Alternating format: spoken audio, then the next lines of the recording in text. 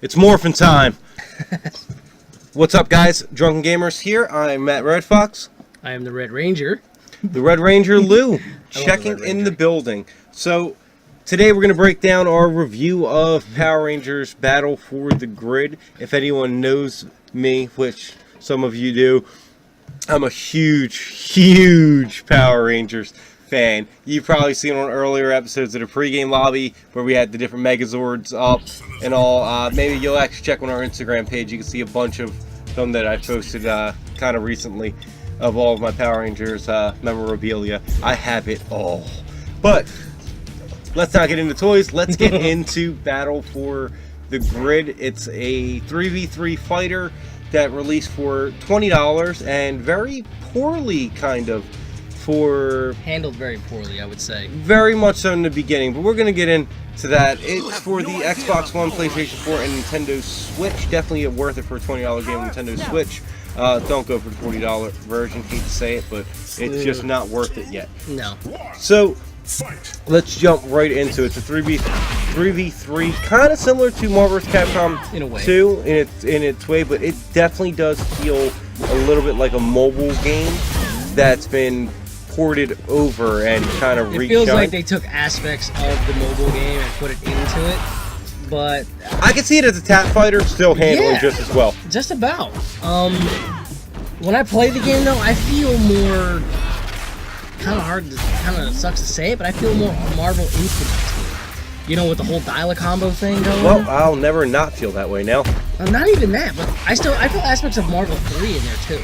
Yeah, I can see it. I mean, I like it. I like the huge reliance on support, that's where a lot of people kind of think, oh, it's Marvel because it's 3v3, and then also because of the support aspect of it. Like, I mean, there's no button to actually change your character over without bringing him in as an assist and then a takeover instead. Which isn't bad because it makes the assist a safe thing to do, or the change out a safe thing to do. Similar to Tech and Tag. Right, they're doing a move and then they stay in to do the fight. Right. All in all, let's go a little bit deeper into this. So it had a little poor bit of a launch, but truth be told, I enjoy it for getting on and playing a few ranked matches every now and then, just getting in, maybe playing a story mode, which now got updated. When it first came out, it launched with a 9 roster start and no story mode. A lot of things that weren't in the game that they said were going to be. Now, granted, they've been doing very well with trying to keep this game going forward. I do feel for them. I did read a lot into it. Whether or not it's true or not, don't cite me on it, but a lot of people were saying that the reason it launched so, not half-assed, but so lackluster was because they wanted it out before Mortal Kombat. They thought it would be a good placeholder game for those people who are big fighting game enthusiasts to play when they're waiting for Mortal Kombat, which they're not wrong. It was for that. But only if you're playing ranked. As of right now, there is still no private lobbies, no lobby systems at all, aside from playing ranked and casual matches online. But again, they released it a bit earlier than it was ready to come out. They gave us 3 free characters, so let's get into the updates here. They are updating it very frequently. The game's seen at least about 3 or 4 updates. I think it's on 4th or 5th version right now. Something like that, yeah. But it's doing solid now. A lot of people like it. I'm in a lot of Power Rangers chat groups, and a lot of people really are enjoying the game. But they do have the complaints about like the roster size, the lobby system. They did give us 3 free boys, which were pretty cool. But a lot of people again said that these 3 characters were probably meant to be in the game originally anyway. I wouldn't doubt it. I mean, to be honest with you. I like it. I like the way they did the characters in it. The game does feel a little bit minimalistic. But honestly, I'm okay with it. For a $20 fighting game, you're gonna get, this is about what you're gonna get. But the addition of the 3 new characters brings you up to roster ranking of what? 12? If it started at 9, then 12. Well, 12 characters for a $20 fighting game really is not bad, especially with something that's not even like unheard of. Most $20 fighting games will launch with a small ass roster. Yeah. I mean, look at Skullgirls. Oh yeah, Skullgirls is still getting characters. My man somewhere right now is drawing the next weird band musician. What's his name again? Big Band. Big Band. There we go. How do you forget something like that? But yeah, they gave us 3 new ones. As you can see on the video, we got Dragon Armor Trainee, which is from Battle for the Grid. No, that's this game. So she is from this game too, but Shattered Grid. Shattered Grid. Yeah, it's wearing the Black Dragon armor, which is pretty decent. Then they put the blue Power Ranger from the movie, Krazoa or something like the that. Krazoic, yeah, whatever they classified him as. He's pretty cool. cool. I like him. He actually plays really cool. He does some cool spots from the movie too, like that little teleport thing. That movie was absolutely awesome. I love that movie. And then they put Udonda one from Mystic Force. I didn't follow it all the way up to Mystic Force Season 3 and under, and then some random series like Ninja Storm, Wild Force. Wild Force was dope. Wild Force was good. I did enjoy that one. Maybe we'll one-off a little video on what our favorite Power Ranger series is. But yeah, they're pretty good new additions to the game, especially for free characters, regardless of if they were meant to launch with the game or not. The point is we got them. They gave them to us. I mean, there is some paid DLC for the game right now. You can get a $40 edition of it, and you can also get the Dragon armor for the Dragon Shield armor for Jason. Shield, yeah. And if you didn't pre-order the game, what's it called? Like purchasable DLC. Yeah, it is. That is. The V2 skin for the Green Ranger is purchasable, and the V2 skin for I think it's Lord Dragon. Yeah. But as of right now, we have Magnum Defender, Udana, we have Cat, Armored Trainee, we have the blue Krazoic, Ranger, the Red Ranger, obviously, and the Green Ranger. I love the Yellow Ranger though. Oh yeah, the what's that? Mystic Force Yellow Ranger, or Samurai, No, or it's not Samurai. I forget what that one was. Shit, it's right on the tip of my tongue and I can't get it. Well, we got the Yellow Ranger, and she has a sword. SPD. Yeah, it's the SPD Ranger. And then who we're missing? The Ranger Slayer. Ranger Slayer. Yeah. Yeah. Oh, and the Mastodon Sentry. Oh, Mastodon Sentry. That's right. He's an absolute thug. If you have not read Shattered Grid, you would think grunt soldiers weren't shit, but they put the putties to shame. Oh yeah, they those putties are literally shit compared to the Mastodon Sentries in the comics. But moving on, the game itself, I enjoy. I think it's absolutely the kitty's titties. It launched really odd, and it had a little bit of a rough start. But you know what? This is how I like to define the game. It's fun yet flawed. But all good things take time.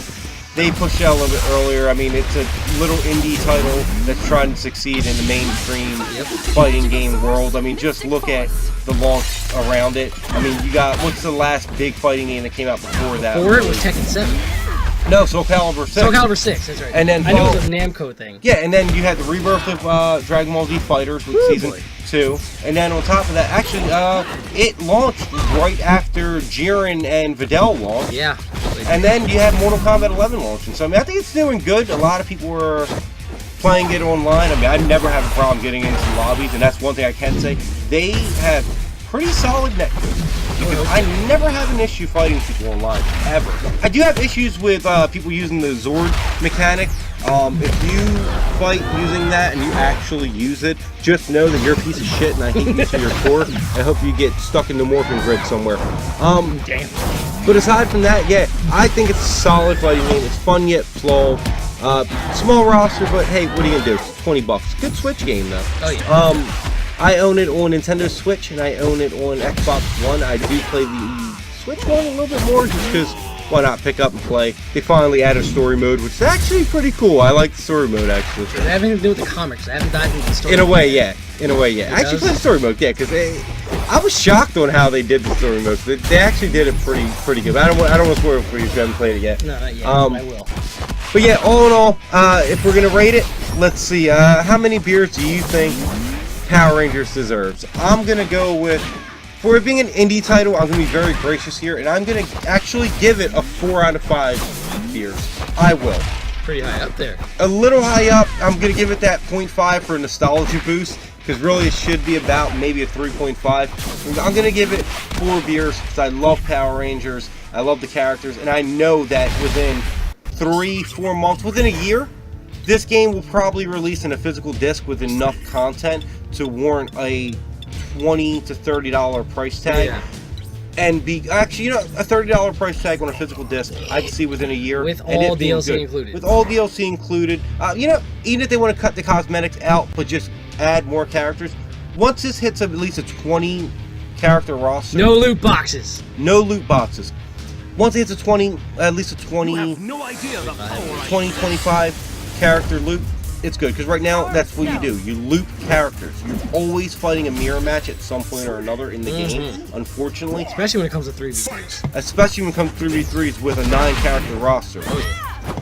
But other than that, I like it. I do enjoy it a lot. It's very fun, and it's definitely one of those games. They picked a great franchise to do this kind of indie fighter with Power Rangers. You have at least 10 Rangers from around 18 to 20-something seasons. I can see the Beast Morpher characters, one of them becoming the next character because apparently Beast Morpher is awesome. But I'll be honest with you, I would love to see the Time Force, some of the Time Force Rangers make it in, and I would really like to see a Megazord fighting mechanic where you actually get to fight as the Megazord. And they did mention something about wanting to do something like that. But again, this is a quality of life game. It's going to keep going as much as the developers put into it. The developers are doing pretty good. Honestly, they really are putting work into it. I mean, they're constantly updating on their Facebook and Twitter about where they're at, what they want to do with the game, what they don't want to do with the game. Like reaching out for ideas. What do you guys want?